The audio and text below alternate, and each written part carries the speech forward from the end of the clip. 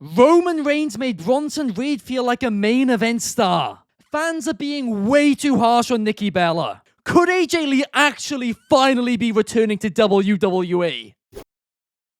What is up, wrestling fans? I'm Ben Allison here at Wrestling Republic, and I have watched tonight's Clash in Paris PLE, and I have to say it was a bit of a banger, which included multiple bangers, but without further ado, let's get into my 5 key findings from the show. In at number 5, Roman Reigns made Bronson Reed feel like a main event star. I've been saying this since before the Tribal Chief gimmick. In fact, I think since about 2016 I've been saying this. And that is that Roman Reigns in the ring always brings the best out of his opponent. And always makes his opponent look better than him. Barely anyone mentions that, but go back and look at his tapes, look at his match library. He does it. He brings the best out of every wrestler he faces. And not only that, but even if he goes ahead and ends up beating them, they still look better than when they entered the match. And that is something which very few wrestlers can actually say.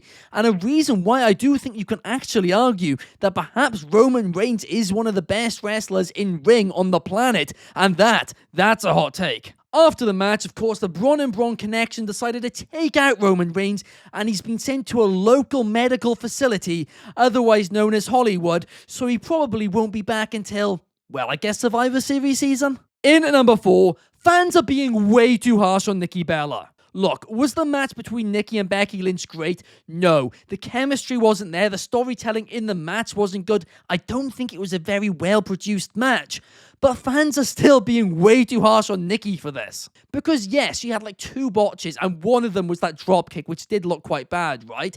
But other than that, she actually looked really good in this match. In fact, you know what? I actually think she looked better than Becky for most of it. The IWC decide they don't want to like something before it happens. So they sit down on their chairs with that already in their mind. They become Sherlock Holmes, they put their magnifying glasses on, and they analyze, looking for anything small to critique, and then post clips of over and over again, so that way that wrestler gets hate. And in this case, it was Nikki Bella. But the reality is, Nikki Bella, apart from that dropkick, has looked the best that she has looked potentially ever in the ring. Since coming back, she has been absolutely phenomenal and is seriously keeping up with this generation. And she deserves praise for that. Not all this criticism. She'll know that dropkick was a complete mess, right? But it happens. A lot of wrestlers regularly botch. It's part of the business. It's something you can't really prevent.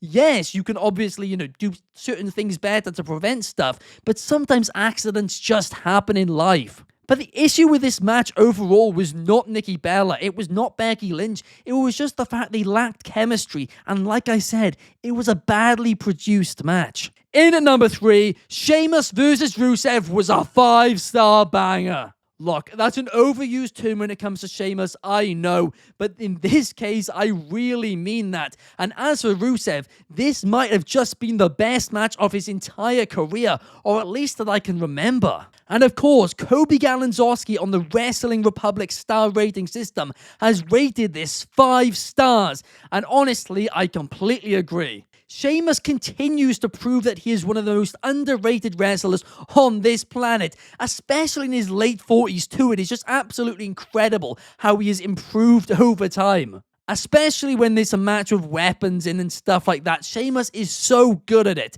and Rusev once again proving why he is so underrated. Now before we get into the top 2 key findings, please do me a massive favor, and that favor is hitting the like button, the subscribe button if you haven't already, and leaving a comment below on your thoughts from tonight's Clash in Paris PLE, and also please hit that notification bell so you never miss a video. In at number 2, John Cena and Logan Paul exceeded my expectations, and then some. Cena has gotten better in almost every match he's had during this retirement tour, right? And Logan Paul, yes, as always, had a few sloppy moments. It's going to happen when you're as new to the business as he is.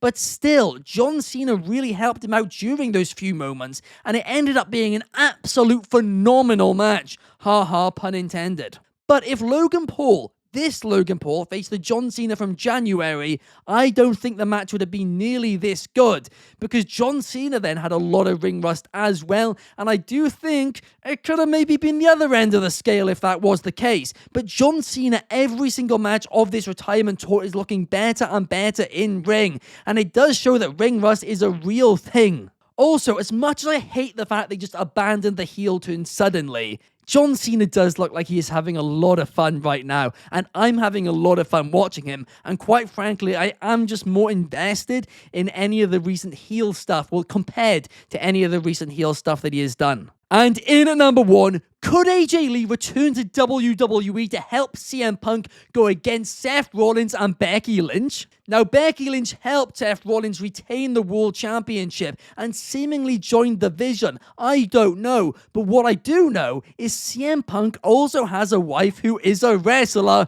We have to do this. I have been wanting an AJ Lee return for years. If you guys actually remember, over a year ago, I predicted WrestleMania 41 would be Becky Lynch and Seth Rollins against CM Punk and AJ Lee. Now, obviously, that did not happen, but I reckon now we could be about to get it. And by about to get it, I mean literally, I think it's possible she returns tomorrow night, because I reckon the first pay-per-view on ESPN, it could well be Seth Rollins and Becky Lynch going against CM Punk and AJ Lee. They won big matches, and that would be a big match. So who's to say she won't show up on Raw tomorrow? Who's to say that maybe she won't show up in the next couple of weeks? I don't know. But I do think we are going to get this match finally, and I'm so happy about it. AJ Lee, I have missed her so much. I've actually got her book above me on the shelf above. Honestly, a fantastic book, and she's just a fantastic wrestler, a fantastic human being, and definitely somebody who I want to see return. And this match, it would be exceptional for it. But do you guys think it will happen? Let me know your thoughts in the comments down below, and I will see you guys tomorrow to talk a little bit of Monday Night Raw. A lot of shows going on at the minute, but I hope you've all had a fantastic weekend. Peace.